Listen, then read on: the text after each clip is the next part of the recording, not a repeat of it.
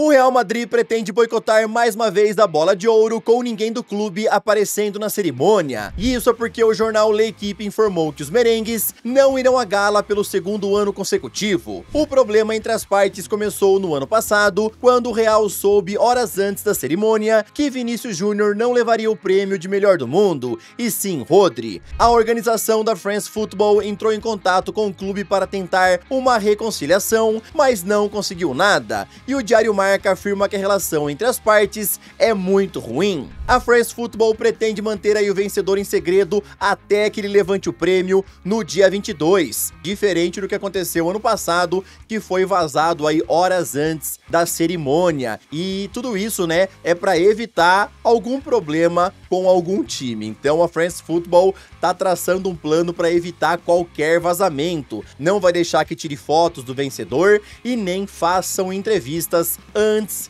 que ele realmente levante a Bola de Ouro no dia 22. Só para te atualizar em relação aos candidatos, né, e ao ranking, o Dembélé continua sendo o grande favorito a levar o prêmio de melhor do mundo, Lamine Yamal aparece em segundo lugar, Mbappé em terceiro, Pedri em quarto e Mohamed Salah em quinto. Quero saber a sua opinião a respeito desse possível novo boicote do Real à France Football ao prêmio Bola de Ouro. Comenta aí, tá bom? Eu sou o Todd, seja muito bem-vindo para mais um vídeo aqui no canal. Bora falar dos jogos das eliminatórias da Copa do Mundo que tivemos ontem. Vou te falar também sobre o William, que foi apresentado ontem pela equipe do Grêmio. Olise está na pauta do Real Madrid. Bora falar sobre bastante coisa interessante. Então, sem mais enrolações, solta a intro!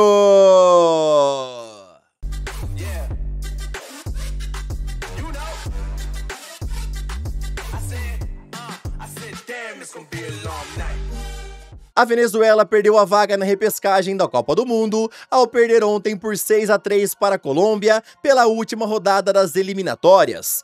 Destaque do jogo foi para o atacante Luis Suárez, que marcou 4 gols. Já quem ganhou a vaga na repescagem foi a Bolívia, que venceu o Brasil por 1-0 com gol de Miguelito de pênalti bem no finzinho do primeiro tempo. Chile e Uruguai ficaram no empate sem gols. Equador venceu a Argentina por 1-0 com gol de Ener Valencia de pênalti. Com gol de Galarza, o Paraguai venceu o Peru por 1-0.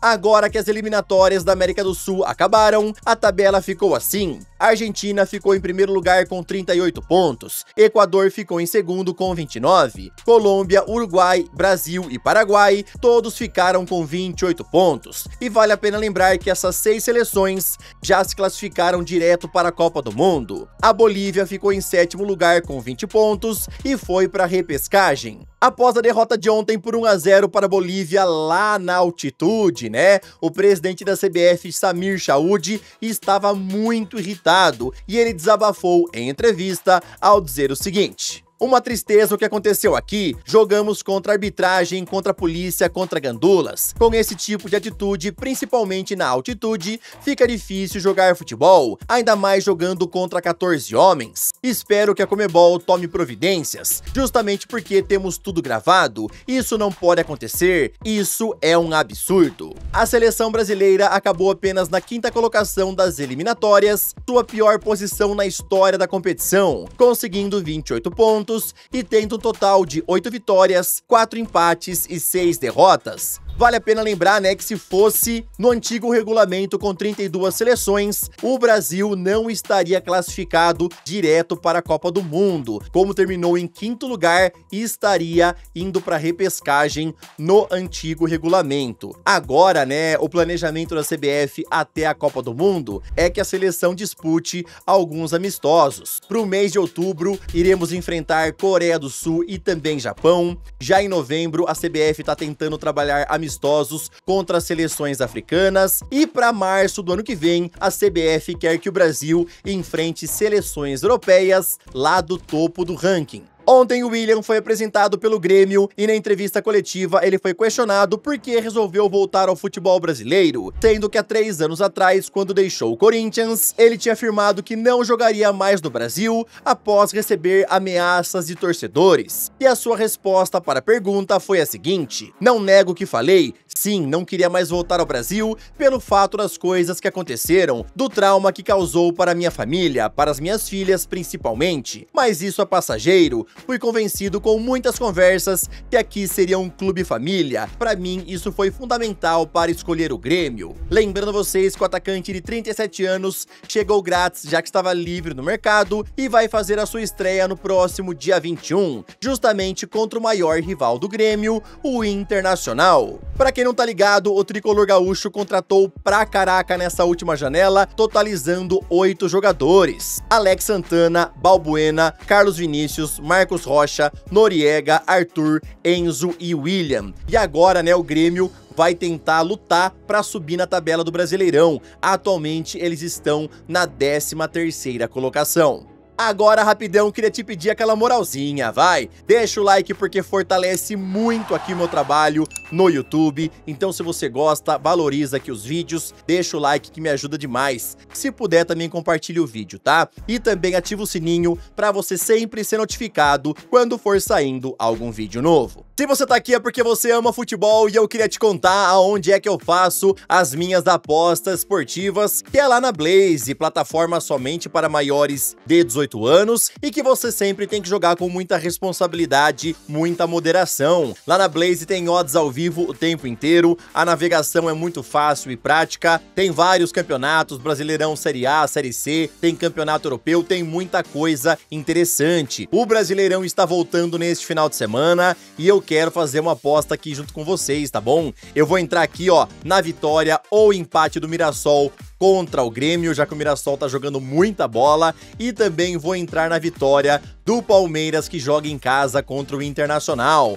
Pronto, a minha aposta está feita. Clica no link do primeiro comentário fixado e vai lá conhecer a Blaze para você poder fazer as suas apostas nos seus jogos esportivos favoritos. Quero te lembrar que aqui na plataforma a navegação é muito fácil e prática e todo o tempo tem odds ao vivo. Pelas eliminatórias da Copa do Mundo, ontem a Noruega humilhou a Moldávia ao vencer por 11-1. O grande destaque do jogo foi Erling Haaland, que marcou 5 gols e deu 2 assistências, chegando a incríveis 48 gols em 45 jogos pela sua seleção. Eu tenho que também dar destaque ao jovem Asgard, que entrou aos 64 minutos e ainda marcou 4 gols. Assim, os noruegueses lideram o grupo I com 15 pontos, 6 a mais que a Itália, que vem em segundo lugar com 1 jogo a menos. A França venceu por 2-1 a Islândia. Mbappé marcou 1 gol e deu assistência para o gol de Barcola. Com o gol marcado ontem, Mbappé chegou a 52 pela seleção e ultrapassou Thierry Henry, que tinha 51. Agora ele fica apenas 5 gols atrás de Olivier Giroud. Os franceses são líderes do grupo D com 6 pontos. Em segundo lugar vem a Islândia com 3. Portugal teve um duro jogo contra a Hungria, mas no final conseguiu vencer por 3-2, com gols de Bernardo Silva, Cristiano Ronaldo e João Cancelo. Com o gol marcado ontem, o Robozão empatou com Carlos Ruiz como o maior artilheiro da história das eliminatórias para uma Copa do Mundo, tendo um total de 39 gols. Portugal lidera o grupo F com 6 pontos,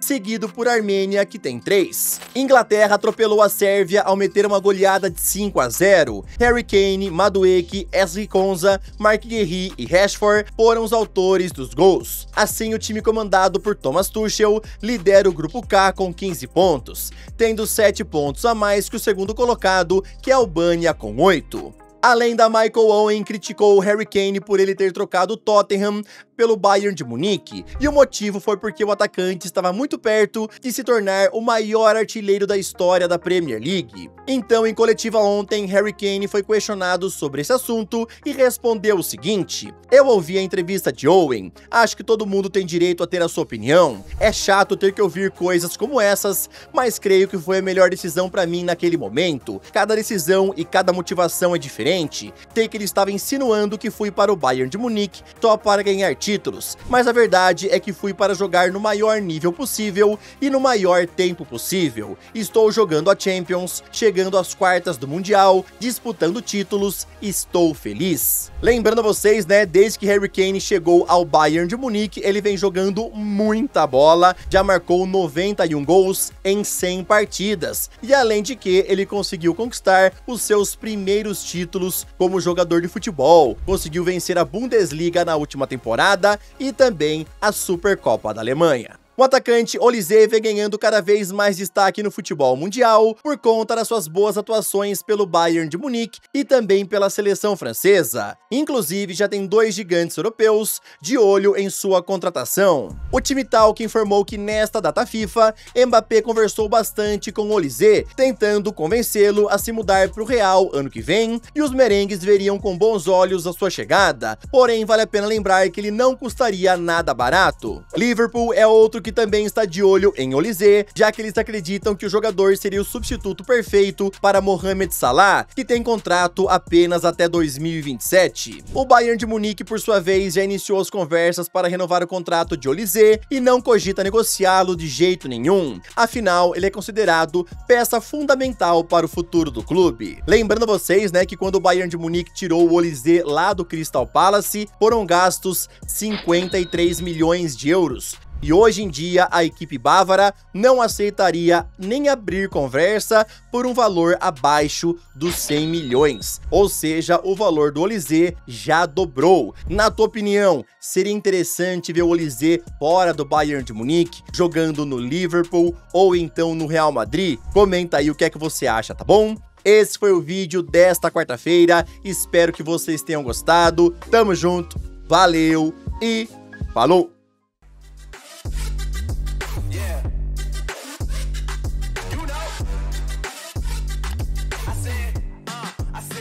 It's gonna be a long night.